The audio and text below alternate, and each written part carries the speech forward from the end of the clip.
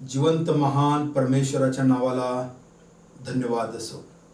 आज पुन्हा एक वार परमेश्वराने तुम्हाला आणि मला ही फार सुसंधी दिलेली आहे की त्याच्या अद्भुत वचनामधून तुम्ही आणि मी शिकणार आहोत. ही फक्त त्याची कृपा आणि दया आहे. मागील आपल्या धड्यामध्ये विशेष प्रकारे आपण 2 भागांमध्ये पाहिलं की परमेश्वराच्या वचनाचे किती अगाध सामर्थ्य आहे. परमेश्वराचं वचनच मुळी सामर्थ्याने भरलेलं आहे. त्याचा तो शब्द आहे आणि त्या शब्दालाच वचन म्हणून त्या ठिकाणी म्हटल्या गेलेलं आहे. विशेष प्रकारे परमेश्वराचं वचन तुम्हाला आणि मला अशा प्रकारे सांगत आहे की परमेश्वराने या सकल सृष्टीला त्याच्या शब्दाने निर्माण केलेला आहे. तो शब्द बोलला आणि अवघे झाले. अशा प्रकारचं वचन पवित्र शास्त्रामध्ये आहे. परमेश्वराने शब्द बोलला आणि तशा प्रकारे घडलेला आहे. याचा अर्थ अशा प्रकारचा आहे की त्याच्या शब्दामध्ये, त्याच्या वचनामध्ये किती अगाध सामर्थ्य आहे. आणि तेच वचन त्याने तुम्हाला आणि मला अद्भुतरित्या दिलेली आहेत या जीवनामध्ये जगण्यासाठी आणि त्यानंतर जे सार्वकालिक जीवन त्याने मानवासाठी तयार केलेलं आहे ते उपभोगण्यासाठी जी अद्भुत वचने त्याच्याद्वारे आम्हाला आलेली आहेत ती किती सामर्थ्याने भरलेली आहेत. त्याचा जर प्रत्यय आम्हाला घ्यायचा असेल तर मग आम्हाला पवित्र बायबलकडे वळणे फार महत्वाचं आहे. आणि आजची ती प्रामुख्याने गरज आहे. बॅक टू द बायबल, बायबलकडे वापस या. आपण प्रार्थना करूया आणि पुन्हा एक वार आज आपण देवाच्या वचनामधून नवीन अधिक काही शिकण्याचा प्रयत्न करणार आहोत. जे माझे विश्वासणारे आहेत त्यांना मी विनंती करतो, कृपा करून तुम्ही माझ्यासोबत प्रार्थना करा. आपण प्रार्थना करूया. जिवंत महान परमेश्वरा, मी तुझ्या नावाला धन्यवाद देतो, तुझी स्तुती करतो. स्वर्गीय परमेश्वरा, तुझी कृपा दया तू पुरवलेली आहे. तुझा अद्भुत अशा प्रकारचा परमेश्वर आशीर्वाद तो आम्हाला दिलेला आहे. या भूतलावर तू आम्हाला जिवंत ठेवलेला आहेस, याबद्दल आम्ही तुझे आभार मानतो. आज पुन्हा एक वार प्रभू तुझं वचन शिकण्यासाठी, मनन करण्यासाठी तू आमच्या सर्वांच्या जीवनामध्ये संधी दिलीस, त्याबद्दल मी तुझे आभार मानतो. जितकेही प्रेक्षक स्वर्गीय बापा हा जो व्हॉट्सअप होप कार्यक्रम पाहत आहेत त्या सर्वांना आशीर्वादित कर परमेश्वरा. आणि तुझं वचन समजण्यासाठी त्यांना विशेष प्रकारे मार्गदर्शन कर, हीच माझी विनंती आहे. आमचा धन्य ताळणारा प्रवेश याच्याच द्वारे ही प्रार्थना केली म्हणून तू ऐक. आमेन. आजचा जो आपला विषय आहे प्रभू येशू ख्रिस्त आमचे उदाहरण. विशेष प्रकारे आपण अशा प्रकारे म्हणूया की प्रभू येशू ख्रिस्त आमचा कित्ता आहे, उदाहरण आहे.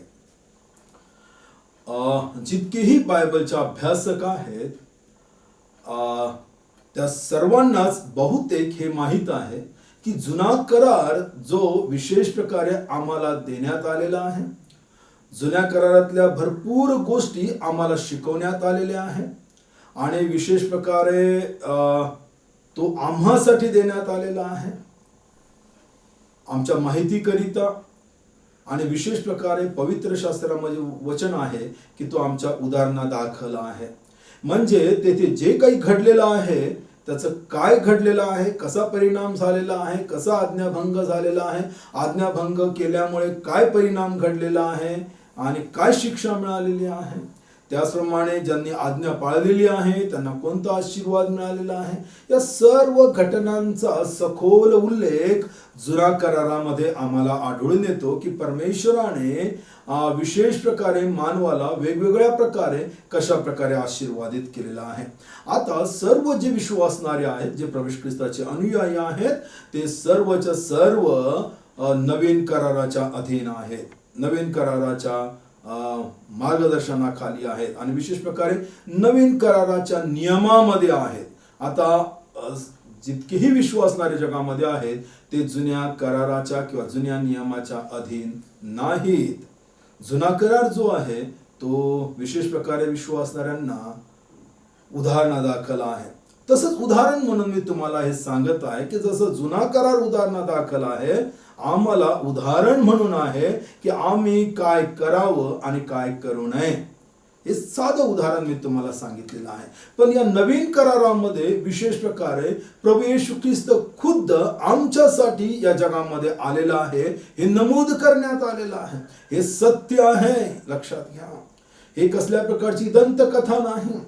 जिवंत परमेश्वराने मानवासंगती संपर्क साधण्यासाठी, मानवासोबत अधिक चांगले संबंध ठेवण्यासाठी आणि मानवाला त्याची अगाध प्रीती दाखवण्यासाठी वेगवेगळ्या प्रकारे तो मानवासंगती बोलला, असं बायबल आम्हाला सांगतं. प्रथम तो स्वतः बोलला, नंतर त्याने संदेष्ट्यांच्याद्वारे, त्यापूर्वी वडिलांच्याद्वारे तो बोलत राहिला आपल्या लोकांसोबत. आणि बायबल सांगतं या काळाच्या शेवटी तो आम्हासोबत त्याच्या पुत्राच्या द्वारे बोलत आहे, म्हणजे प्रभू येशू ख्रिस्ताच्या द्वारे बोलत आहे. आणि त्याचा स्पष्ट अर्थ आहे की तो आज संपूर्ण विश्वासणाऱ्यांसोबत नवीन कराराच्या द्वारे बोलतो, कारण ही त्याच्या पुत्राची वाणी आहे, त्याचे शब्द आहेत आणि त्याचे हे वचन आहे. लक्षात घ्या. थोडा बारकाईने आम्ही अभ्यास करणे फार गरजेचे आहे. त्याने मानवांना निवडलं, मानवांना विशेष प्रकारे देवाबद्दल प्रीती दाखवण्यासाठी. पण मानवाकडून देवाकडून मानवाकडे आलेलं जे काही संदेश आहे, प्रेम आहे, तो मानवाने त्या ठिकाणी जेवढा पाहिजे तेवढा अवगत केला नाही, सहज म्हणून घेतला नाही. काहींनी घेतला, काहींनी नाकारला. शेवटी प्रभूने विचार केला की माझ्या मुलाला मी पाठवतो, जेणेकरून त्यांना माझं खरं प्रेम कळेल. आणि बायबल सांगतं की प्रभू येशू ख्रिस्त देवाच्या आज्ञेनुसार या भूतलावर आला आणि त्याने संपूर्ण मानवांसाठी एक उदाहरण म्हणून दाखवून दिलेला आहे. आणि आज प्रभू येशू ख्रिस्त आमच्यासाठी कित्ता आहे या जीवनामध्ये जीवन जगत असताना. लक्षात घ्या, आज संपूर्ण विश्वासणारे जगामध्ये आहे. त्यांना शिकवणारे पुष्कळसे धर्मगुरू आहेत, प्रचारक आहेत, शिक्षक आहेत आणि वडीलधारी लोकही आहेत.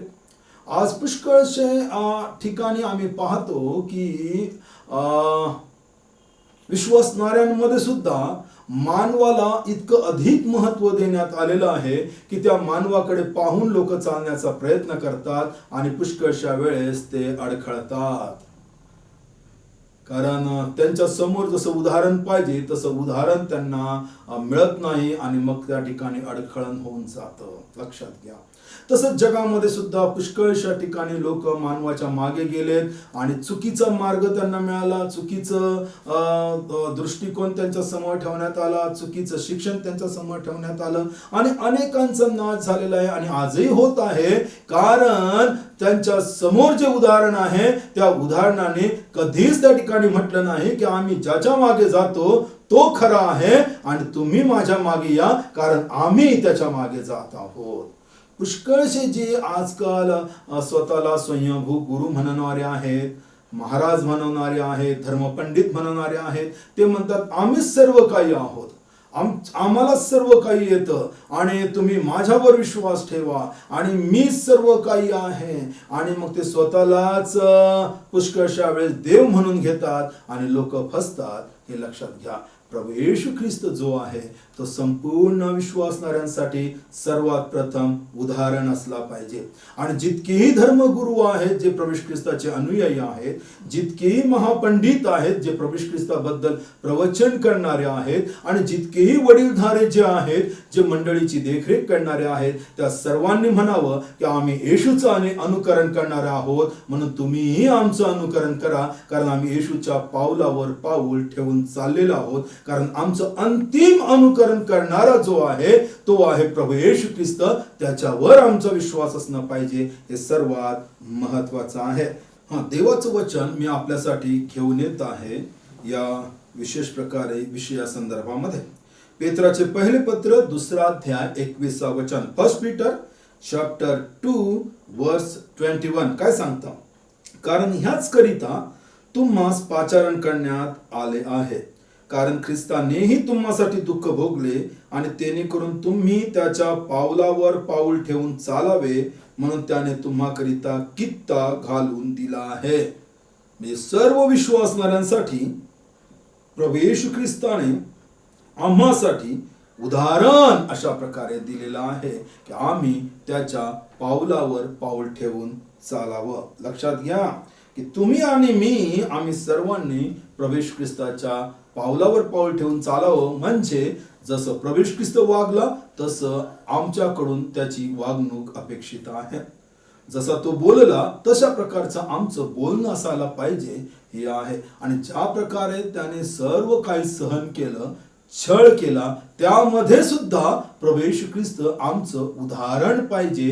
हे सर्वात महत्वाचं आहे की प्रभू येशू ख्रिस्ताची जी सहनशक्ती आहे, प्रभू येशू ख्रिस्ताची छळवणूक जी झालेली आहे ती आमच्या डोळ्यासमोर आहे. आणि मग तशा प्रकारे जर आमच्या जीवनामध्ये जर प्रसंग येत असेल तर आम्ही त्याच्या पावलावर पाऊल ठेवून चालावं. म्हणजे जसा त्या छळामध्ये, त्रासामध्ये, संकटामध्ये, समस्यामध्ये तो जसा वागला तशाच प्रकारची वागणूक त्याच्या प्रत्येक अनुयायाकडून अपेक्षित आहे.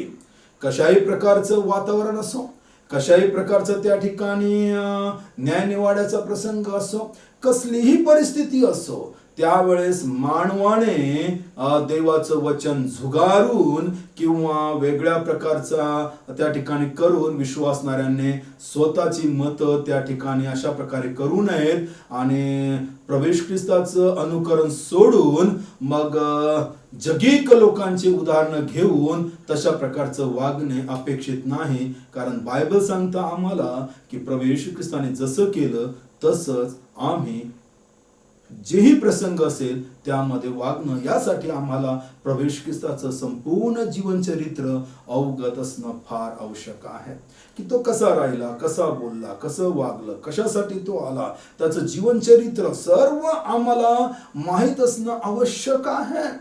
आणि त्यासाठी पवित्र शास्त्रामध्ये त्याच्या जीवनाबद्दल भरपूर गोष्टी नमूद करण्यात आलेल्या आहेत. आणि विशेष प्रकारे पवित्र शास्त्रामध्ये 4 लेखकांनी शुभवर्तमानांमध्ये प्रभू ख्रिस्ताबद्दल अनेक गोष्टी ज्या मानवासाठी उपयोगी आहेत, त्या जीवनामध्ये जगण्यासाठी त्या सर्व व्यवस्थित नमूद केलेल्या आहेत. आणि ते जर आम्ही वाचन केलं, मनन केलं त्या घटनेवर की असं का घडलेलं आहे, असं का आमच्या प्रभूने केलेलं आहे, तर मग आम्हाला त्यातील सखोल अर्थ कळेल आणि आम्ही नक्कीच प्रभू ख्रिस्ताचं अनुकरण करणारे खरे त्याचे अनुयायी होऊ. त्याच्या शब्दावर विश्वास ठेवणारे आणि जसं त्यांनी सांगितलं त्याचं आज्ञापालन करणारे हे सर्वात महत्वाचं आहे.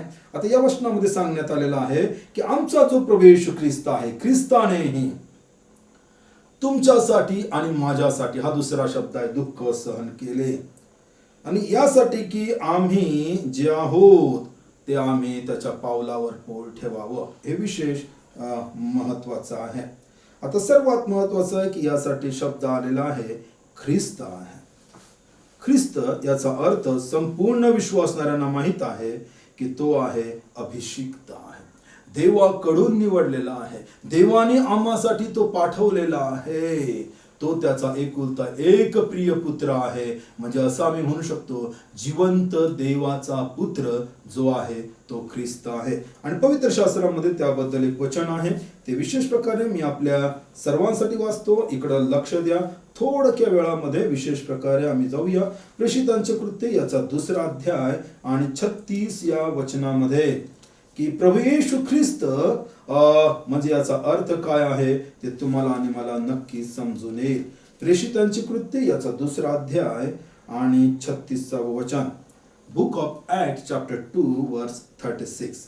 म्हणून इस्रायलाच्या सर्व घराण्याने हे निश्चयपूर्वक समजून घ्यावे की ज्या येशूला तुम्ही वधस्तंभावर खिळून मारले त्याला देवाने प्रभू व ख्रिस्त असे करून ठेवले आहे. लक्षात घ्या, हा जो शब्द आहे की प्रभू येशू ख्रिस्त, हा जो शब्द आहे की कोणी प्रभू येशूला ख्रिस्त केलेला आहे ते जिवंत देवाने आहे. मानवाने त्याला हे नाव दिलेलं नाही. तो पूर्वीपासूनच तारणारा होता आणि तारणारा जगामध्ये आला. लक्षात घ्या, त्याने तारण दिलं, लोकांना सोडवलं आणि मग नंतर लोकांनी त्याला मसीहा म्हटलं किंवा तारणारा म्हटलं असं नाही आहे. हे नाव स्वतः देवाने त्याला दिलेलं आहे कारण तो लोकांना त्यांच्या पापापासून तारावयास जगात आला. आणि तो ख्रिस्त आहे. आणि ख्रिस्त या शब्दाचा अर्थ आहे तारणारा. हे सर्वात महत्वाचं आहे. आणि येशू याला प्रभू म्हणजे संपूर्ण सृष्टीचा मालक आणि ख्रिस्त म्हणजे सर्व मानवाचा तारणारा स्वतः देवाने जाहीर केलेला आहे. आणि यावर तुमचा आणि माझा विश्वास पाहिजे की तारणारा ज्याने मला तारण दिलेला आहे त्याच्या पावलावर पाऊल ठेवून चालावं ही स्वतः देवाची इच्छा आहे. आणि देवाने स्वतः मानवासाठी उदाहरण म्हणून त्याच्या एकुलत्या एक पुत्राला स्वर्ग सुख सोडून मानवासाठी या भूमीवर पाठवलेलं होतं हे लक्षात घ्या. आणि यासाठी तुम्ही आणि मी ख्रिस्त या शब्दावर विश्वास ठेवणं फार महत्वाचं आहे. ख्रिस्त याचा अर्थ आहे तारणारा, जो मानवाच्या संपूर्ण पापांना तारावयात जगात आला. मानवांना तारावयात जगात आला. मानवांचे संपूर्ण पाप धुण्यासाठी जगामध्ये आला. मानवाची संपूर्ण पाप नाहीसी करण्यासाठी जगामध्ये आला. आणि उत्तम उदाहरण पवित्र शास्त्रामध्ये आहे की तो संपूर्ण मानवांसाठी वधस्तंभावर बलिदान झाला आणि त्याने मानवांची सर्व पापे वाहिली. अशा प्रकारे बायबल स्पष्ट सांगतं. आणि दुसरं प्रामुख्याने शब्द अशा प्रकारचा आहे की तुमच्यासाठी आणि आम्हासाठी. हा शब्द आहे तुम्हासाठी दुःख भोगले.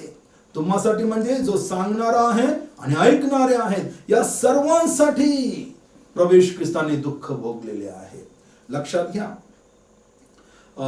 जगाची ही एक रीत आहे की जे कोणी त्याचे अनुयायी आहे तेवढ्या पुरतच त्याला बंदिस्त केलं जातं की हा यांचा धर्मगुरू आहे, यांचा गुरु आहे, यांचा प्रभू आहे, यांचा मालक आहे, यांचा देव आहे आणि हे एवढ्याच लोकांसाठी आहे, आमचा आणि याचा काही संबंध नाही. असं प्रत्येक ठिकाणी लोकांनी स्वतःचा गट तट निर्माण केलेले आहेत आणि वेगवेगळ्या प्रकारे ते विखरल्या गेलेल्या आहेत.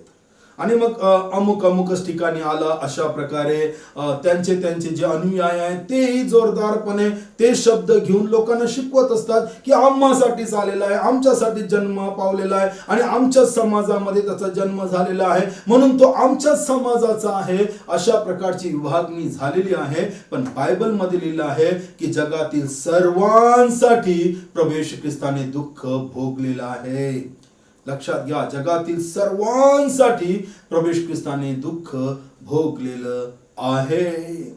आणि त्यामध्ये जे शिकवणारे आहेत त्याचे अनुयायी यांच्यासाठी दुःख भोगलेलं आहे, जे ऐकणारे त्यांच्यासाठी आणि जगामध्ये जितकेही मानव आहेत त्या सर्वांसाठी प्रवेश ख्रिस्ताने दुःख भोगलं. म्हणजे त्याने सर्व दुःख सहन केलं यासाठी की आम्हा सर्वांना जगातील प्रत्येकाला तारण प्राप्त व्हावे. लक्षात घ्या, आपण वचन वाचूया म्हणजे तुम्हाला आणि मला नक्की कळेल. योहान सुवर्तमान याचा पहिला अध्याय आणि 29 वचन मी आपल्या सर्वांसाठी घेऊन येत आहे. बुक ऑफ जॉन चॅप्टर 1 वर्स 29. बुक ऑफ जॉन चॅप्टर 1 वर्स 29. योहान सुवर्तमान याचा पहिला अध्याय 29 वचन. दुसऱ्या दिवशी येशूला आपणाकडे येताना पाहून तो म्हणाला, हा पहा जगाचे पाप हरण करणारा देवाचा कोकरा. आता हे जे चित्र आहे हे आम्हाला विशेष प्रकारे इस्रायल देशामध्ये आढळून येत आहे. जी यर्दन नदी आहे ती आम्हाला त्या ठिकाणी त्या देशामध्ये आहे. आणि मग जो देवाचा सेवक आहे योहान बाप्तिस्मा करणारा तो तेथे आहे आणि प्रवेश ख्रिस्तही तेथे येत आहे. आणि ते पाहून त्याने अशा प्रकारे म्हटलं नाही, हा पहा फक्त यहुद्यांना तारण देणारा देवाचा कोकरा. हा पहा फक्त इस्रायल लोकांसाठी तारणारा म्हणून आलेला. हा फक्त आम्हासाठीच आलेला. अशा प्रकारचा शब्द वापरला नाही. तर आताच तुम्ही ऐकलेला आहे तो देवाचा संदेश काय बोलत आहे. तो म्हणत आहे, हा पहा जगाचे पाप हरण करणारा देवाचा कोकरा. जगाला संपूर्ण पापापासून सोडविणारा हा जिवंत देवाचा कोकरा. जगाला म्हणजे जगातील प्रत्येक राष्ट्रातील लोकांसाठी. मग त्यामध्ये आमचा भारत सुद्धा आहे हे आम्ही विसरता कामा नये. संपूर्ण जग म्हणजे भारतासहित सर्व लोकांना तारावयास प्रवेश ख्रिस्त आला आणि म्हणून त्या ठिकाणी आम्ही म्हणूया की आमच्यासाठीही प्रवेश ख्रिस्ताने दुःख सहन केलं, दुःख भोगलं. आमच्या भारतवासियांसाठी सुद्धा प्रवेश ख्रिस्ताने दुःख सहन केलं, कारण आम्ही मानव आहोत, या जगामध्ये आहोत आणि आम्ही त्या ठिकाणी पापी असताना प्रवेश ख्रिस्त आम्हासाठी मरण पावला हे आम्हाला कळणं फार महत्वाचं आहे. अद्भुत आणि आनंददायक आशीर्वादित प्रवेश ख्रिस्ताचं वचन आहे जे सर्वांसाठी आहे. देवाने जगावर एवढी प्रीती केली, म्हणजे जिवंत देवाने संपूर्ण जगावर प्रेम केलेलं आहे आणि त्याचं प्रामुख्याचं कारण आहे कारण जग त्याने स्वतः निर्माण केलेलं आहे आणि त्याच्यामुळे त्याची प्रीती या जगावर असणं साहजिकच आहे आणि सहज आहे आणि त्याच्यासाठी त्याच्यामध्ये भेदभाव नाही हे लक्षात घ्या. ज्यावेळेस देवाने सर्व सृष्टी निर्माण केली त्यावेळेस जे निर्माण केलं त्याने म्हटलं हे फार चांगलं आहे, हे फार उत्तम आहे. याचा अर्थ त्या सर्वावर त्याची प्रीती आहे आणि मानवाला जेव्हा त्याने निर्माण केलं त्यावेळेस त्याला अधिक आनंद झाला आणि त्याने जी जबाबदारी त्याच्यावर होती संपूर्ण जगाची काळजी घेण्याची, संपूर्ण सृष्टीची काळजी घेण्याची, सर्व सृष्टीवर त्या ठिकाणी अधिकार त्या ठिकाणी राखण्याचं ते मानवावर दिलं की मानवाने त्या ठिकाणी या सर्व सृष्टीची काळजी घ्यावी आणि यांची निगा राखावी, यांचं संरक्षण करावं हे मानवाच्या हातामध्ये दिलेलं आहे. जेव्हापासून या संपूर्ण पृथ्वीचा देवाने निर्माण केलं तेव्हापासून मानवच या पृथ्वीचा अधिकारी आहे आणि देवाने ते अधिकार पद मानवाला दिलेलं आहे. हे लक्षात घेण्यासारखं आहे. ज्या देवाने मानवाला हे सर्व काही दिलं, मग ज्या देवाने मानवासाठी सर्व काही केलं त्यांच्यावर तो प्रेम करणारच आहे, कारण मानव सुद्धा त्याच्या हाताची निर्मिती आहे. मानव काही दुसऱ्या कुठल्याच अपघाताने या जगामध्ये आला नाही. देवाने स्वतःच्या हाताने मानवाला निर्माण केलं हे लक्षात घ्या. मानव काही असा या कोणता तरी प्राण्यामधून बदललेला नाही. चुकीचा सिद्धांत आहे, चुकीच्या गोष्टी आहेत. मानवाला स्वतः देवाने आपल्या हाताने निर्माण केलं आणि जे सृष्टी तुम्ही आणि मी आपल्या डोळ्यांनी पाहतो हे संपूर्ण अंतराळाचा जे अभ्यास करणारे वैज्ञानिक त्या ठिकाणी सखोल ज्ञान प्राप्त करतात त्यातील प्रत्येक गोष्ट जी आहे जी आम्हासाठी तयार करण्यात आलेली आहे ती सर्व देवाने स्वतःच्या शब्दाने निर्माण केलेली आहे. आणि म्हणून बायबल आम्हाला सांगतं की संपूर्ण जगासाठी प्रवेश ख्रिस्ताने दुःख भोगलेलं आहे. आणि म्हणून देवाचं वचन विशेष प्रकारे आम्ही वाचत आहोत की ख्रिस्तानेही तुम्हासाठी दुःख भोगले. आता सर्वात महत्वाचं आहे की प्रवेश ख्रिस्ताने जे दुःख भोगलेलं आहे, प्रवेश ख्रिस्त देवाच्या बरोबरीचा असूनही त्याने स्वर्ग सुख सोडलं आणि तो मानवासाठी या जगामध्ये आला. लक्षात घ्या, तो मानवासाठी विशेष प्रकारे मानव बनला. एवढंच नाही तर तो दास बनला आणि स्वतःला त्याने खाली केलं. मानवासाठी त्याने अशा प्रकारचं स्वतःचं स्वरूप धारण केलं. हे बायबल तुम्हाला आणि मला सांगतं. ते वचन मी आपल्यासाठी वाचतो की आम्हासाठी त्याने नेमकं काय दुःख भोगलेलं आहे, कसला त्रास सहन केलेला आहे, स्वर्ग सुख सोडलेला आहे आणि मानवासाठी तो खाली आलेला आहे. हे सर्वात महत्वाचं आहे. आपण वचन वाचूया आणि मग आम्हाला नक्की काही गोष्टी स्पष्ट कळतील. फिलिप्पीकरास पत्र याचा 2 अध्याय आणि 5 ते 8 वचन मी आपल्या सर्वांसाठी वाचत आहे. Book of Philippians chapter 2 verses 5 to 8. 5 ते 8 वचन मी आपल्यासाठी वाचत आहे. फिलिप्पीकरास पत्रामधून 2 अध्यायामधून. अशी जी चित्तवृत्ती म्हणजे स्वभाव जो प्रवेश ख्रिस्ताचा आहे, अशी जी चित्तवृत्ती ख्रिस्त येशूच्या ठाई होती ती तुमच्या ठाई असो. तो देवाच्या स्वरूपाचा असूनही देवाच्या बरोबरीचे असणे हा लाभ आहे असे त्याने मानले नाही, तर त्याने स्वतःला रिक्त केले, म्हणजे मनुष्याच्या प्रतिरूपाचे होऊन दासाचे स्वरूप धारण केले आणि मनुष्य प्रकृतीचे असे प्रगट होऊन त्याने मरण आणि तेही वधस्तंभावरचे मरण सोसले, येथपर्यंत आज्ञापालन करून त्याने स्वतःला लीन केले. या वचनामध्ये प्रभू ख्रिस्ताचं वर्णन आहे की आमच्यासाठी तो कित्ता आहे आणि आम्ही तशा प्रकारचं जीवन जगावं या भूमीवर. त्यासाठी बायबलमध्ये सांगण्यात आलेलं आहे की त्याची जी चित्तवृत्ती होती तसं संपूर्ण त्याच्या अनुयायांची स्वभाव असावा, चित्तवृत्ती असावी, त्यांचं दैनंदिन जीवन असावं. विशेष प्रकार देवाच्या स्वरूपाचा असूनही, देवाच्या बरोबरीचा असूनही, देवाच्या बरोबरीचं स्थान असूनही बायबल सांगते ते बरोबरीचे जे स्थान आहे हे लाभ आहे असे त्याने मानले नाही. बायबल आम्हाला सांगतं तर त्याने स्वतःला खाली केलं, रिक्त केलं. बायबल आम्हाला सांगतं म्हणजे मनुष्याच्या प्रतिरूपाचे होऊन दासाचे स्वरूप धारण केले. मनुष्य बनला पण मनुष्यासाठी तो दास झाला. पुष्कळशा वेळेस त्या काळामध्ये दास अशाच लोकांना ठेवल्या जात होतं जे पकडून आणलेले आहेत, जे धरून आणलेले आहेत. गुलाम लोक त्या काळामध्ये ज्या लोकांनी त्यांना दुसऱ्या देशामधून पकडून आणलेलं आहे त्यांना त्या ठिकाणी गुलाम म्हणून वागणूक दिल्या जात होती. आणि तशाच प्रकारे बायबल आम्हाला सांगतं की मनुष्याच्या प्रतिरूपाचे होऊन दासाचे स्वरूप धारण केले. एवढंच नाही तर त्याने सर्वांसाठी मरण आणि वधस्तंभावरचे मरण सोसले आणि इतकं आज्ञापालन करून त्याने स्वतःला लीन केलं, नम्र केलं. तशाच प्रकारचं जिवंत देवाची इच्छा आहे की जितकेही त्याचे आज अनुयायी आहेत त्यांच्यासाठी प्रभू ख्रिस्त कित्ता असावा. त्याने सर्व का सहन केलेलं आहे? इतरांना जिंकण्यासाठी, इतरांना म्हणजे तुम्हाला आणि मला जिंकण्यासाठी.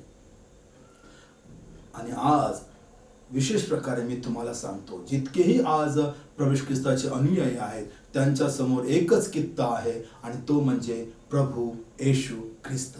त्याच्याशिवाय दुसरं कोणतंच उत्तम उदाहरण त्याच्या तुल्यबळाचं जगामध्ये कोठेच नाही, कोठेच नाही.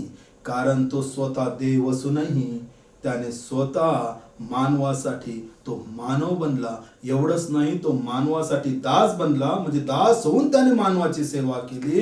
आणि बायबल सांगतो एवढ्यावरच तो थांबला नाही तर संपूर्ण जगासाठी त्याने मरण सोसले. आणि तेही असं शब्द आहे वधस्तंभावरचं अत्यंत भयंकर मरण सोसलं यासाठी की तुम्हाला आणि मला सार्वकालिक जीवनाचा आशीर्वाद मिळावा. आणि इतकं त्याने होऊन त्याने स्वतःला नम्र केलं.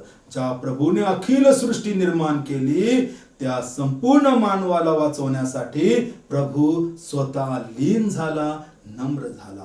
ती चित्तवृत्ती तुमच्या आणि माझ्यामध्ये असावी. आणि तसंच प्रभू ख्रिस्ताला अपेक्षित आहे की जितकेही त्याचं अनुकरण करणारे आहेत, जितकेही त्याला फॉलो करणारे आहेत, जितकेही त्याच्या मागे येण्यासाठी उत्सुक आहेत त्यांनी फक्त प्रभू ख्रिस्ताने जे शिकवलेलं आहे त्या शिकवणीनुसार चालावं. ज्या आज्ञा त्याने सांगितलेल्या आहेत त्या आपल्या जीवनामध्ये पाळाव्यात. आणि विशेष प्रकारे प्रभू येशू ख्रिस्तच त्यांच्या समोर सर्व गोष्टींसाठी उदाहरण असावा हे त्यांनी लक्षात ठेवावं.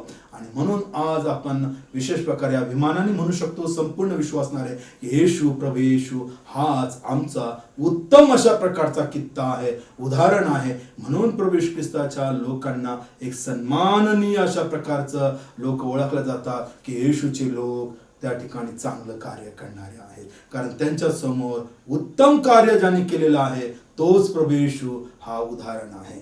विशेष प्रकारे जितकी आज प्रेक्षक आहेत मी तुम्हाला सांगू इच्छितो जगामध्ये अनेक जीवनचरित्र तुम्ही वाचले असतील पण आज ज्याने तुम्हाला आणि मला निर्माण केलं त्याचं जीवनचरित्र पवित्र शास्त्रामध्ये उपलब्ध आहे. लवकरात लवकर तुम्ही निवड करा, वाचन करा, अभ्यास करा. तुम्हाला तुमच्या निर्माण करता या जगामध्ये कसा आला आणि त्याने काय तुमच्यासाठी सांगितलेलं आहे हे सर्व उपलब्ध आहे. इकडं तिकडं भटकण्याची गरज नाही. बायबल तुम्हाला बोलावित आहे त्याच्याबद्दल सांगण्यासाठी, त्याच्याबद्दल ऐकण्यासाठी ज्याने तुम्हाला आणि मला निर्माण केलेलं आहे. परमेश्वर तुम्हाला आशीर्वादित करो. आपण प्रार्थना करू. जिवंत महान परमेश्वरा, मी तुझ्या नावाला धन्यवाद देतो प्रभू. आज या सकाळी विशेष प्रकारे आमच्या महान प्रवेश ख्रिस्ताबद्दल आम्ही जी काही माहिती घेतलेली आहे, ज्ञान अवगत केलेलं आहे, आणि तोच आमचा कित्ता आहे, तोच आमचं उदाहरण आहे या जगामध्ये. हे नव्याने तू संपूर्ण विश्वासणाऱ्यांना कळू दिलेला आहे, अनुभव दिलेला आहे. याबद्दल मी तुझे आभार मानतो परमेश्वरा. जगातील लोक स्वर्गीय बापा भरकटत आहेत, पण प्रभू तुझे उत्तम मेंढपाळ आहे, तुझ्याकडे त्यांनी वळावं. म्हणून स्वर्गीय बापा त्यांचे सर्व मार्ग मोकळे कर आणि प्रत्येकाला आशीर्वादित कर.